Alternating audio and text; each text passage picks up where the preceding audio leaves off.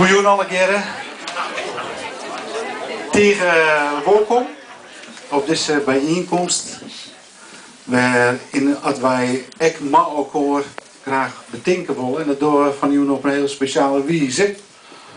De Fjouwe Maaien-commissie had een programma opgesteld. Aanstaan krijgen we eerst vaardracht door Ben van de Trije Dwarpenskolen.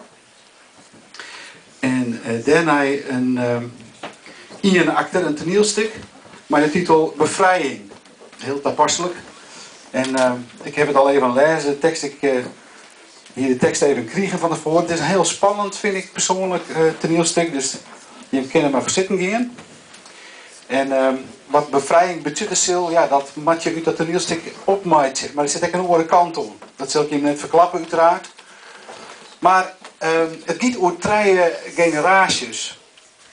En ik ben eigenlijk wel benijd dat van Joene hier die 3 generaties werd omwees. En ik ben soms 1 februari van het vorige jaar predikant in de hervormde kerk. Maar genoeg zijn, wij willen graag luisteren naar de band van de 3 Dwarpens. Het gedicht is makkelijk op Klaske Bokma.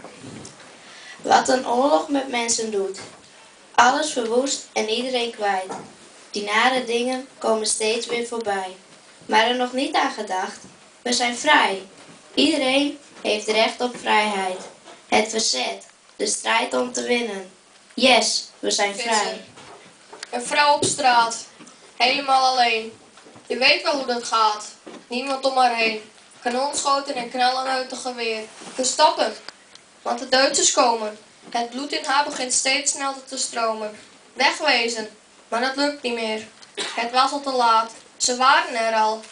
Maar toen, die ene knal. Het is voorbij. Oorlog en vrede gaan niet samen. Vrijheid en vrede wel.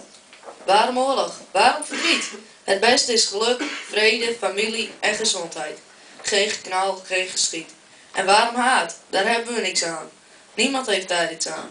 De oorlogswoede is voor vele mensen verschrikkelijk. Voor 1000, voor 100.000, voor miljoenen, voor miljarden. Een wereld vol van vrede is een wereld vol van geluk, gezondheid, geen haat. Samen gemaakt. Vrede en vrijheid. Dat is wat iedereen nodig heeft. Maar 65 jaar geleden was er geen vrede. En vrijheid was er ook niet.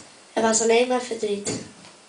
Iedereen hoort vrij te zijn. Zo vrij als een vogel in de lucht.